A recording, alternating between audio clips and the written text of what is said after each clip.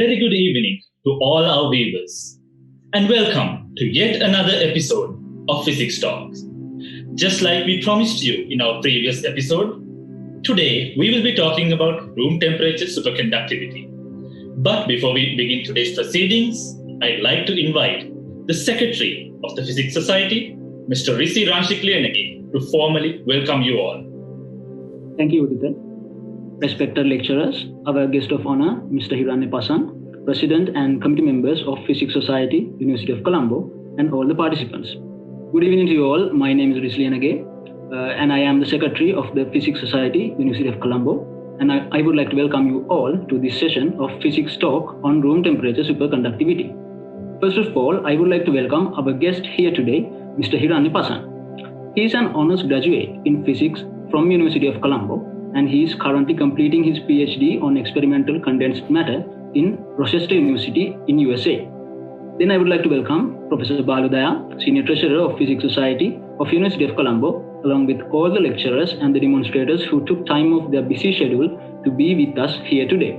Then I would like to welcome Mr. Rankavinda, President of Physics Society, along with all the committee members. Finally, I would like to welcome all the participants who have joined with us here today. This is the third session of the Physics Talk series that we have promised to you.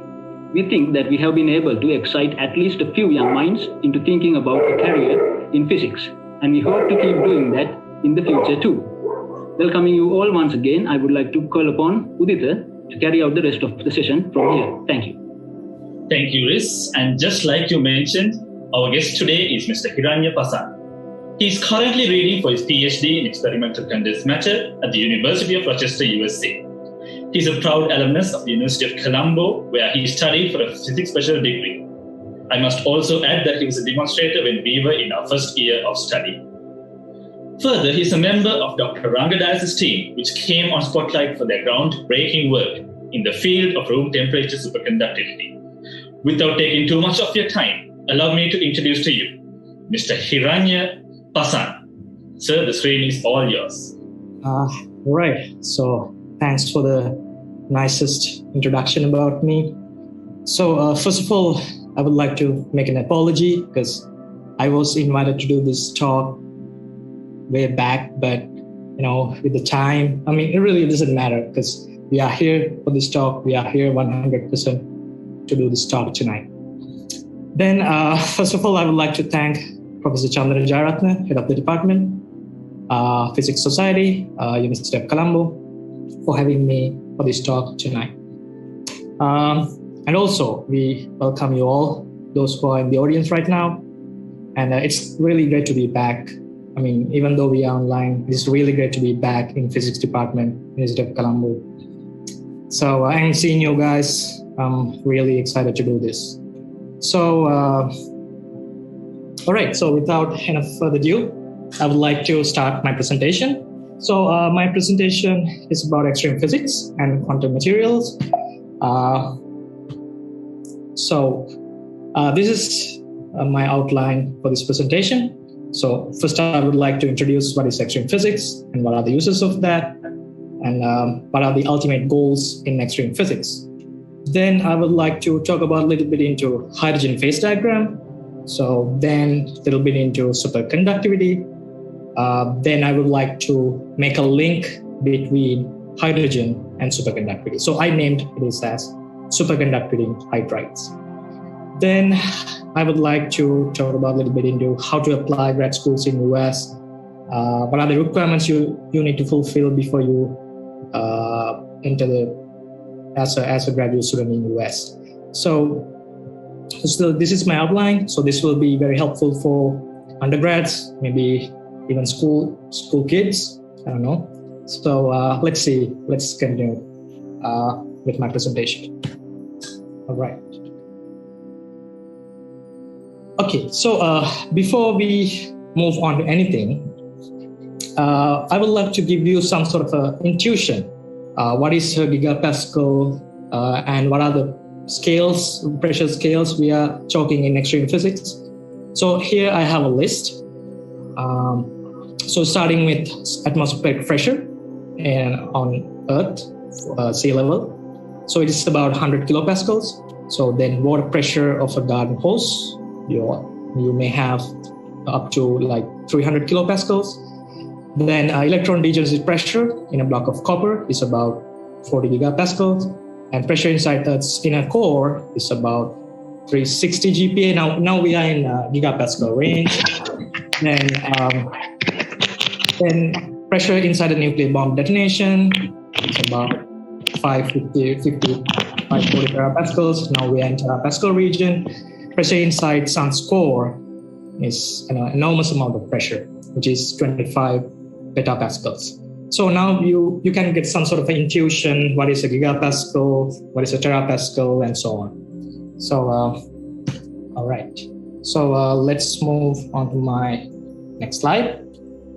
All right. So extreme physics. So this is what I do for my living. So extreme physics is simply you study matter under extreme conditions, under extreme pressure, temperature conditions. So the pressure scales we are talking in extreme physics is about gigapascal, terapascal region. So temperature scale is about 1,000 kelvins, even high, even 10,000 Kelvin could be even high. So this diagram, you probably seen this diagram probably in your StatMech class or solid state class. Doesn't really matter. So this is a hydrogen phase diagram. So you can see what are the scales on pressure axis and temperature axis. So pressure is almost like 1,000 GPa. Temperature is about 10,000 kelvins. So now you have some sort of idea what are the pressure scales and temperature scales we are talking in extreme physics. All right. So all right, this is hydrogen phase diagram, but at extreme conditions. So you can see how chaotic it is, right? I mean, every research group, McWilliams group, NIF group, Z group, every group is trying to come up with some sort of phase boundaries on this phase diagram. What is the critical point of hydrogen? But no one has succeeded yet. Every time I see this diagram, it really surprises me because hydrogen is the simplest atom in the universe. At the same time, hydrogen is the most abundant element in the universe.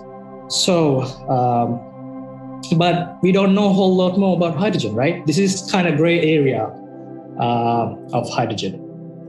So this is one of the ultimate goal in extreme physics, determine critical point and what are the phase boundaries on this plot of hydrogen. So that's about hydrogen phase diagram. All right, now let's move on to what are the applications of extreme physics. So synthesizing new materials, laboratory astrophysics. So have you ever heard the term laboratory astrophysics? So laboratory astrophysics is something like you simulate exact same conditions, what's going on inside Jupiter, what's going on inside Saturn. So you simulate exact those conditions inside the laboratory, and you study them. So you even draw conclusion out of them. And so you can literally you can see what's going on inside Saturn. Inside the core of Saturn. What is going on inside Jupiter. So that's kind of a very cool subject area if you can follow, if you can study. Then we have nuclear fusion. So I think you all know nuclear fission. What is nuclear fission? So we see nuclear fission in nuclear weapons. We see nuclear fission in nuclear power plants, but we really don't see nuclear fusion, do we? So nuclear fusion is literally the energy of a star, energy of our sun, but still we don't have an idea how to generate nuclear fusion on Earth. So that's another application in extreme physics, another ultimate goal in extreme physics. Then study of state of matter, electric conductivity, thermal conductivity, superconductivity. So I'll talk through each of these later in these slides. All right, that's about applications. Right. So again, I have another phase diagram, temperature versus density plot. So what I need you to understand is, in order to understand all these phenomena like extreme quantum matter, Earth's core, Jupiter, Sun, fusion, in order to understand these things, you need to have a good understanding in extreme physics. So that's the use. That's what we can use extreme physics for. All right. So the next question will be, how do we generate that sort of a high pressure temperature conditions? So there are two ways to do this: dynamic compression techniques and static compression techniques. So under dynamic compression techniques, you have shock compressions, ramp compressions, gas guns, and you have another few methods. And also under static compressions, we have diamond Daniels cell. So I'll talk each of these later in this slide. All right. Then we have shock and ramp compressions. So you can see by looking at this part, you can see how much pressure, how much power it can generate within few nanoseconds. You can see within few nanoseconds, it can generate an enormous amount of pressure, enormous amount of power within just few nanoseconds. So pressure is almost about 300 GPa, and power is about in terawatt scale, so which is an enormous amount of power. In terms of temperature, it's really high. So these are the set of equations we call Ligonier equations. So if you are interested in shock and ramp compressions, these are the equations you need to follow, you need to study. So literally these set of equations governs this shock and ramp compressions. So this is about shock and ramp compressions. All right, so welcome to the DAS group of quantum materials. This is my group, kind of like my family. So I know, this is so bad picture. I couldn't find a good one. So, this is Professor Angadias, and this is me, in case if you don't recognize us. So I wish I had a better picture than this one, but unfortunately I couldn't find it. All right, so let's move on to diamond Daniels cell. So in our group, we almost all the time, we use diamond Daniels cell to go huge pressures. So as I mentioned before, this is one of the static compression technique, and the physics behind this diamond Daniels cell is so simple. It's just the relationship between pressure and force. Pressure equals force over area. Then typically using this diamond Daniels cell, you can achieve 100 to 200 GPa easily. But with smart geometry, smart technology, you could get like 700 GPa. So the best example I can give you, in 2017, Professor Angadias, he went up to 500 GPa using this diamond Daniels cell in order to produce first ever sample of metallic hydrogen, which is kind of so cool, and that is the best example I can give you when we're talking about what are the pressure limits we can achieve using this diamond Daniels cell. All right, so now we have the physics behind this diamond Daniels cell, which is so easy. Even a school kid can understand this. This is all about pressure amplification. So the schematic diagram of diamond Daniels cell is here. So you have literally you have two diamonds. You have metallic gasket. Then you have sample chamber. What we do is we load our sample into the sample chamber. Then we press these two diamonds in order to generate huge pressures through this pressure amplification. So I think now you have a kind of good idea about this diamond Daniels cell. So this is what we use day to day in our lab, in our group. All right, now I would like to little bit talked into superconductivity. So I think you must know what is superconductivity, right? I mean, superconductivity is simply achieving zero resistance at some critical point. So that critical point we call critical temperature or transition temperature. So for a superconductor, usually you have two main properties: zero resistance and perfect diamagnetism. So you can see this perfect diamagnetism through this Mason effect. I think you'll probably see in this. There are so many videos that floating magnet on that top of superconductor. So this is what we call the Mason effect, and this represents the perfect diamagnetism of superconductivity. So if you have a superconductor, it should have zero resistance. At the same time, it should be a perfect diamagnetic material. All right, so that's a little bit about superconductivity. So now I would like to talk about how this critical temperature evolved throughout all these years. So the first ever superconductor was reported in 1911. The mercury is the element. Then throughout the time, you can see how it got accelerated. Especially like past few decades. So you can see the highest highest critical temperature superconductor was reported in 2015 by Erimet's group. So until 2020. So I'll get to that in next slides. All right. So now I would like to give you some sort of a link between hydrogen and superconductivity. So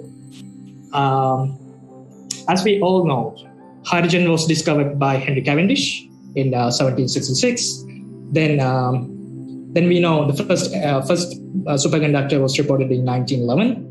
Then Wigner-Huntington transition to metallic hydrogen was reported in 1935. That means literally the prediction for metallic hydrogen was done in 1935 by Wigner and Huntington. Then came Neil Ashcroft. So you probably heard of him before, probably in your solid state class, because he wrote the book called Solid State Physics. So it's kind of Bible for a whole solid state physics and condensed matter physics. Oh, in fact, I have that book. If you can see, this is the very book he wrote. So this is Neil Ashcroft. So he's one of the wonderful theorists the field has ever seen. Unfortunately, he passed away in this last March. So that's kind of unfortunate for the field. So he came with a prediction metallic hydrogen. So metallic hydrogen could be a high temperature superconductor. So this was done in 1968. And then he came with another prediction, which is hydrogen dominant metallic alloys could be high temperature superconductors. So this is kind of one of the milestone all these years in this journey. So this was done in 2004. Then came Hiranya Pasan along with Professor Isaac Silveira. So they observed the first ever metallic hydrogen sample at Harvard University in 2017. So that's another milestone we've been through all this journey. So then came our group. In 2020, we discovered the first ever room temperature superconductor at University of Rochester here. So that's the biggest milestone I think we have ever achieved throughout this journey. So now about our discovery. All right. So again, we have our quarantine here. So sorry about that picture. So about this discovery. So as you all know, we could get Nature cover in 2020, October edition. So you are seeing this Nature cover, and this is our superconductivity team. I would like to introduce them: Nathan, Elliot, Ray, Dylan, and myself, and his Professor Hiranya Pasan. So this is our discovery. All right, now let's move on to this resistance versus temperature plot of our discovery. So you can see the highest critical temperature was recorded at 267 GPa, which is, it's this at high pressure. So the highest temperature, as I said before, it is 287 kelvins. In terms of Celsius, it is 15 Celsius, which is a room temperature. So now I would like to give kind of like a recipe we followed during this discovery. So if you take a look at this figure, we start with carbon-sulfur mixture, and we have 4 electrodes in order to measure resistance. Then you load hydrogen, then you press the sample up to 4 GPa, then you hit with the laser. So in order to do photochemical synthesis. So once you hit with the laser, you'll end up with a brand new material. So we called it carbonaceous hydrogen sulfide, which is a room temperature superconducting material, which is a wonderful discovery we could ever make. So now I have a little video for you.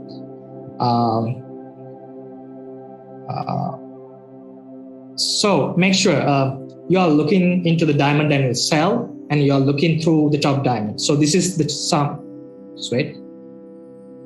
this is the sample chamber. This is carbon-sulfur mixture, and this is hydrogen, surrounded by hydrogen. So let's see what will happen when we hit with the laser.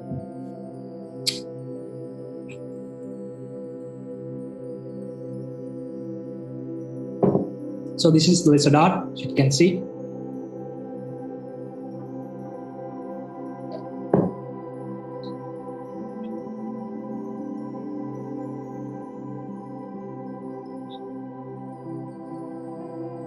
So you can literally see there's something going on around the sample, right?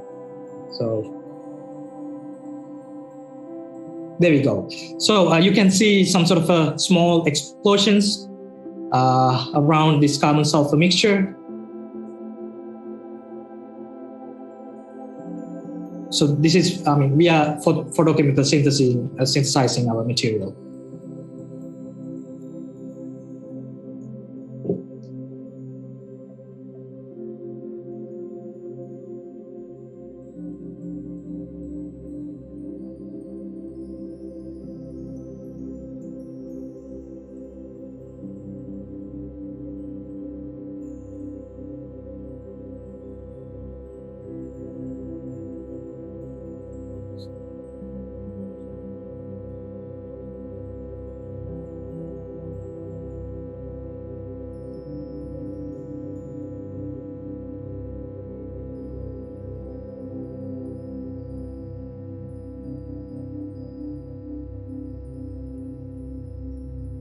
So there you go. So you can see some nice big crystal inside the sample chamber. So this is what we call carbonaceous hydrogen sulfide, which is a room temperature superconductor at 287 Kelvin at 15 Celsius. All right. So that's about our recipe. All right. So with this discovery, we made into Science magazine. So even they named our discovery as one of the breakthrough in 2020. Then we made into BBC News, we made into New York Times, and blah blah blah. So we made it so many headlines in so many medias. All right. So the biggest achievement we could get through our discovery was, Ranga was named as one of the most influential people in 2021 by Time magazine. So this is one of the biggest achievement we could get with our discovery. So, and all the way to this. So, come on. We know this is a huge pressure. 267 GPa is almost like half of Earth's core pressure, right? So, we've seen these type of memes, critiques, so many times, but some of them are really encouraging, but some are not. But I really don't know what literally this memes is about. I mean, this says 1,000 gigapascals. I mean, I don't know where did he get this number, but in fact, it is 267 GPa. So it doesn't really matter. So the importance of discovery is, so we believe this could be a metastable material. So that means once you press to 267 GPa, and even after you release your Diamond Daniell cell, you may still see superconducting behavior inside the sample. So that's what I meant by metastable material. So it could be, but we don't know yet. On the other hand, we have opened a brand new era for room temperature superconductivity. I mean, this could be the path to room temperature superconductor at ambient conditions. So that's the importance of this discovery. So that's all about our discovery, the recipe, critiques about our discovery. Now, if you want to talk about low pressure route to superconductivity, actually we published this paper very recently, back in January. So we synthesized another material, which is we called yttrium hydride, YH9. So if you take a look at this resistant temperature plot, you can see the maximum temperature was recorded at 262 Kelvin, which is not quite room temperature, but so close. So the pressure of this material is 182 GPa, so which is kind of very low when you compare it to CHS, carbonaceous hydrogen sulfide. So the other importance of this discovery was we used novel approach method to synthesize this material. You can, if you are interested, you can read about that. So that's the importance of this lower pressure superconductor, yttrium hydride.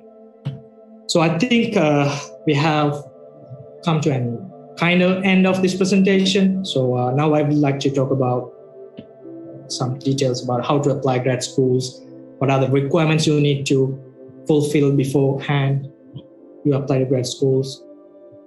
So this will be very helpful for undergrads. So first thing you should do is maintaining a good GPA. So I don't really have a number. This is good GPA, but always try to keep your GPA as high as possible. So that's the best advice I can give you. Then you'll need 3 recommendations. Usually you need 3 recommendation letters. In some cases it could be 2, but usually you need 3. So make sure that you get good recommendation letters from your supervisors, from your teachers, from your lecturers and professors. Then you'll need a statement of purpose. So what do you mean by a statement of purpose? Statement of purpose is literally the story about you. I mean, what is your motivation? Why did you choose physics? Why did you do science? What led you to do science? So what are the achievements you've been through in your story? So I think that's literally about your story. So make sure that you write a good statement of purpose before you apply to grad school. Then you'll need good scores in GRE physics as well as GRE general. So especially in GRE physics. So because as a third world country, they will always use these kind of standard tests to test our knowledge. So I mean, this is so easy. GRE physics is so easy. So I mean, there'll be a piece of cake for you. I mean, you have a good, strong background of physics, right? You have a bunch of MCQs within like 2-3 hours, if I can remember correctly. So make sure that you get a good score in GRE physics. Then the other thing is you need to have, of course, you need to have some sort of a English proficiency test like TOEFL or IELTS. So you can do either one. All right. Then I was talking about what are the requirements you need to have in order to apply for grad schools in the US. So now I would like to talk about what are the skills you should have as an undergrad before you come to grad schools. So you should have a good knowledge in electromagnetism, quantum mechanics, StatMech, math methods, coding. So if you can do Jackson's problem in electromagnetism, that would be great. That would be fantastic. If you can do Griffith's problem, that would be quite a good situation. Then make sure that you have strong math background, because at the end of the day, this is all about math methods, right? So make sure that you improve your math methods before you come to grad schools. So when I was in undergrad, Professor Fernando, Dr. Vijayaratna, Professor Gamla, they did a remarkable job by teaching this to us when I was in undergrad. So I would like to thank them for teaching these to us. So that's a wonderful time. So then finally coding, which is a very essential tool you should have as a grad student. Before you come to grad school.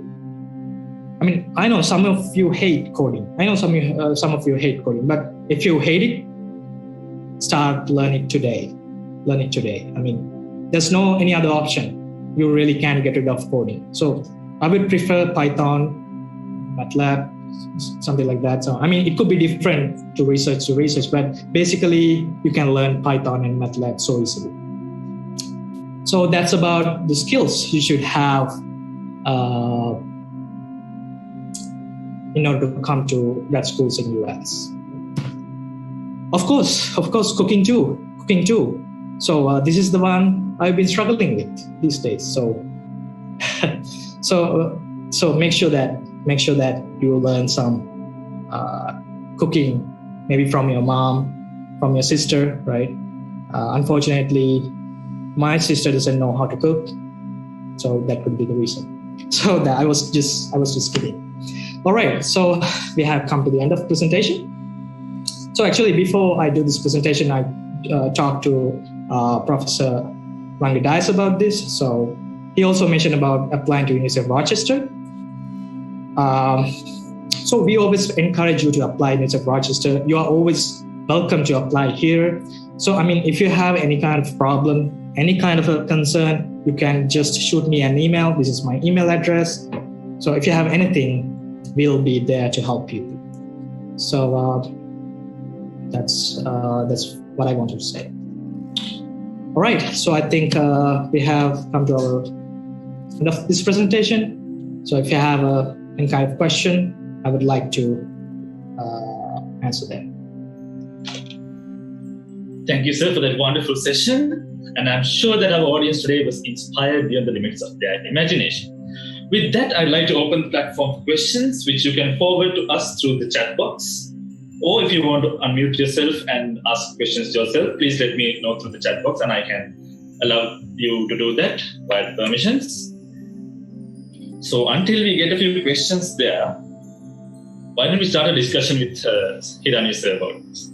So before we get to physics, get to the university in the first place, we all were at school, right? So Hiranya sir, I'd like to know, what is your school life like and what led you to science? So my school is President's College, Corte. It was such a wonderful time I had. It was always about the fun, So, I had really wonderful friends. Some of them are here tonight for this talk. So, in terms of studies, I literally didn't pay much attention for my studies. I remember I failed my scholarship exam, and I didn't have good grades in O-levels either. So, but it was always about the fun. It was such a wonderful time I had in my school life. Wonderful. So that's an encouragement to anyone who will watch this YouTube video. If there are kids who are struggling with their studies at school, you can still go to places, right? So after your school life, you went to uni. do you have any special memories about your university life? Like anything that you want to emphasize about your university life? I would say like last couple of years in the university at the university in Department of Physics. That was such a wonderful time because I had really great friends. I still talk to them like daily basis. So, I mean, every day we walked into physics department, it was always filled with happiness and laughter. So, every single day we walked into physics department was kind of like unforgettable day, memorable day as a teacher and as well as a student. So yeah, we had wonderful memories together, like Udit. So we had wonderful memories together. So especially I would like to mention last couple of years in my institute life. Wonderful. Okay, so we do have quite a few questions in chat box already. I'm going to take the first one from Sandil, and he's asking, how helpful has abstract mathematics been to you in graduate school for experimental physics? Is the applied mathematics courses taught in UOC sufficient for it? Wow, that's a good question. So, I mean, it really doesn't matter whether you do a theoretical subject or experimental subject. So, I mean, you always need mathematical knowledge in order to do some predictions beforehand your experiments. If you are doing experiments, knowledge in applied mathematics, I would say, is an essential part you should have. Learn as much as you possible. Learn as much as you can. So that's it. That's the advice I can give you for in terms of math knowledge, in terms of applied mathematics. Wonderful. Isuru, you had a question, Isuru? Hello, Hiranya sir. Yep. Can you tell us more about superconductivity research done in United States? About whether there are other groups doing, about room temperature? There are quite a few. But in US, I'm not sure there are so many groups who are doing superconductivity, but I'm pretty sure in Europe, countries like in Germany, countries like France, they do a lot of research about this superconductivity. And also in Japan, they do quite a lot of research in superconductivity. And even in China, they have a superconductivity center built in China. They do quite a lot research about this superconductivity. Have they observed room temperature superconductivity? No, not so far. We were the first group ever reported this kind of published work, right? So we were the first group ever reported room temperature superconductivity in 2020. Okay, thank you, sir. Thank you, Isuru, for that question. We'll move on to the next one from Sanutmi. Sanutmi is asking, sir, can you tell a little bit about chemistry graduate studies, like you said, to physics? Oh, wow. That's the one subject I really hate, but no, I was just kidding. You have quite a good opportunities even if you do chemistry. I know a lot of people who do chemistry in here, even in University of Rochester. So, there are so many opportunities, but I really don't know what are the fields, what are the branches in chemistry, but there are quite a lot. You can find opportunities in US right now in terms of chemistry.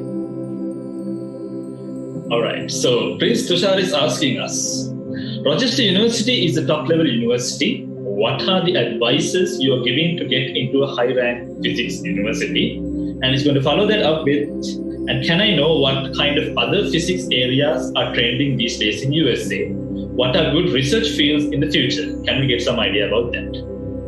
That's a long question. Yeah. All right. So, in order to get, I really don't want to classify these are good universities, these are bad universities. I mean, that's not quite an ethical thing. But if you really wanted to enter some sort of a high-ranked university,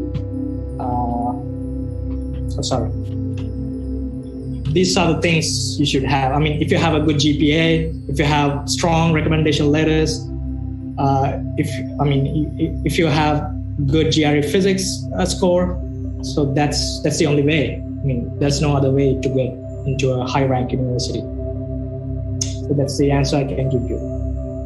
Yeah. To the second part of that is what kind of other physics areas are trending these days, and what are good research fields in the future?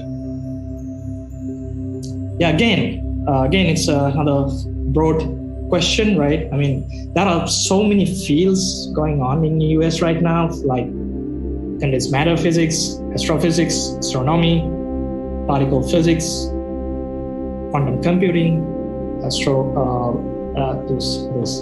there are so many. I mean, there's quite a lot. So, I mean, I really can't give you an exact answer for that. I mean, you get the idea, right? I mean, there are so many fields going on in the US right now. Wonderful. We'd like to have some more questions from our audience. The chat box is always open to you. And if any of the questions that you asked were not fully answered, you can be a bit more specific. We have a couple of more questions in the chat box. Hasan Samaravictam is asking, after developing a metastable element, how long does superconductivity remain? Have you tried bringing the metastable element to ambient temperatures, that is 30 to 40 Celsius? And what will be the future work in this field? So, talking about metastable material, I mean, we don't know yet. I mean, we can get into ambient conditions with that metastable material, but we believe it could be, but there are more studies need to be done before we tell anything about that. So the current situation right now about superconducting. So we have already seen some sort of a proposal about superconducting wire. Even Professor Rangadayas, he has started a company already to develop these materials, develop these techniques in order to commercialize them. And so we have already seen a proposal for superconducting wire. Hopefully, within next 5 to 10 years, we will be able to see some sort of a superconducting wire, or maybe hopefully superconducting device. So that's the current situation going on with our work. Wonderful. Okay, Sandil is back with another question. Sandil says, how helpful was undergraduate research to you when applying for grad school? And what is your advice for doing a good undergrad research? So actually for me, as you know, I mean, what I did in my undergrads, it was about rotating black holes, simulating rotating black holes. But now I'm doing, quite a different area, right? I mean, it doesn't really matter what you do as undergrad research. So, I mean, if you have some sort of an idea, this is what I'm going to do in future. So you can always select whatever you want, right? So, I mean, it doesn't really matter whatever you do in undergraduates. Right. To follow that up, we have a question from Pramudit Fernando, who's asking, is undergrad computer science useful? Is the undergrad computer science knowledge useful in undergrad physics and also graduate physics? Yeah, sure. I mean, definitely. So I was talking about this coding, right? I mean, this is always coming in handy, right? You must have a good knowledge in computer science, coding, and everything. I mean, that is so useful even when you are in undergrads or you are in grad schools. So it is so useful. Right. We do have some more time for questions. We appreciate a message by Mohan De Silva, who says, wonderful presentation, very informative. The question from Aloka Senratna is, how does the discovery of superconductors at room temperature potentially impact the future of science and technology? Look around you. literally everything, right? So, I mean, let me take it this way. So once you have some sort of a superconducting wire, right? So that is applicable for each and every electronic device around you, each and every electronic device you use, right? I mean, within next 5 to 10 years, it wouldn't be a science fiction; it would be a science fact. So that's the answer I can give. Okay, we have another comment from Sashini Silva, who says a good presentation, everything was clean and clear. A good friend from her uni life, and that she wishes you all the success in your future. All right, moving on to a very important question that even we get asked, like it's a question that floats around in the conversations that happen in the university these days. What will be the best subject to do as a special degree out of maths and physics in order to theoretical physics in postgraduate? Mainly theoretical physics and gravity. That's a question that even I get asked a lot. So in order to do theoretical physics, that's pretty hard question you can get. In order to do theoretical physics, you need to have good background in pure mathematics as well as in physics. So I'm not sure the exact answer for this one, but I think first you need to do pure mathematics and learn all the theories, everything about pure mathematics, right? Then you can jump into physics in order to do theoretical physics. I guess that, I could be wrong, but that's the only answer I can give you. Sorry about that. Okay, we hope that answered Sahan's question. If not, you can please ask, make it a bit more specific. Are there any more questions from the audience today? Because that's all I have in chat box at the moment. You're still free to send a few more questions. We have a few more minutes. So until if we get another question, I'd like to ask you, what's the situation in America like right now? In terms of pandemic, I think we are doing great right now. We had a couple of rough years, last couple of years, but numbers are going really down. I think around 50% of the population in US have been already vaccinated. So I think numbers are going down. I think we are doing pretty much great in the US. Wonderful. Okay, so we are having a severe lack of questions, but we are also coming towards the end of our time, so that's kind of a good thing. One more question from me. That will be, what are the qualities that you would see are necessary in a physicist other than subject matter? Wow, that's a great question you can ask. So I'm not quite a physicist yet, but I wouldn't call myself as a physicist yet. So if you talk about physicists like Ranga Dias, so I've been learning from him so much. So what I've seen from him, dedication is the word. He's dedicated to what he does. He loves what he does. And he never gives up. He never ever gives up. So I think those are the qualities we should have as a science student, maybe as a scientist. I think even in the life, right? Those are the qualities you should have, other than subject matters, right? All right, wonderful. So with that, we have come towards the end of this session. So to deliver the vote of thanks, I'd like to invite to the screen Naduni Eratna, the Assistant Secretary of the Physics Society. Naduni, the screen is all yours. Thank you, Udita. Good evening, everyone. I'm Naduni Eratna, Assistant Secretary of Physics Society, University of Colombo. So it's a great privilege and honor to deliver the vote of thanks of this session. So our first and foremost gratitude goes to our keynote speaker, Mr. Hiranya Pasan, for joining with us and sharing your valuable knowledge with us. Moreover, our heartiest gratitude goes to Professor Balodaya, Senior Treasurer of Physics Society, along with all the lecturers and demonstrators for their valuable guidance to make this event a success. Then I would like to thank Mr. Eran Kavinda, President of Physics Society, along with all the committee members who supported us behind the screen.